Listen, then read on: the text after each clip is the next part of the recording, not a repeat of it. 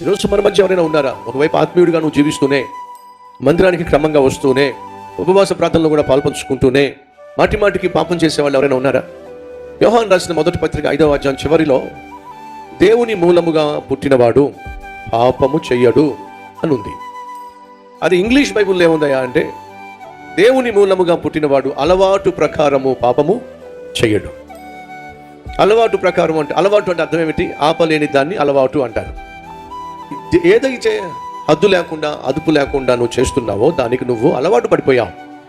Bible సెలవిస్తుంది, దేవుని మూలముగా పుట్టినవాడు తాను అదుపు చేయలేని పాపము చెయ్యడు. అది అర్థం.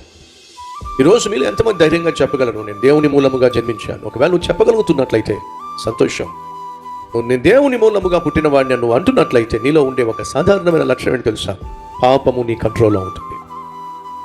పాపాన్ని నువ్వు కంట్రోల్ చేయగలుగుతావు. కళ్ళు కావచ్చు, తలంపులు కావచ్చు,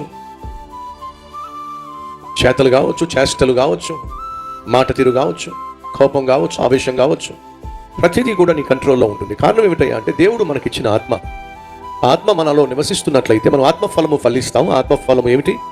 ఆశ, నిగ్రహము అంటే సెల్ఫ్ కంట్రోల్. అంటే దేన్నైనా కూడా నువ్వు కంట్రోల్ చేయగలవు.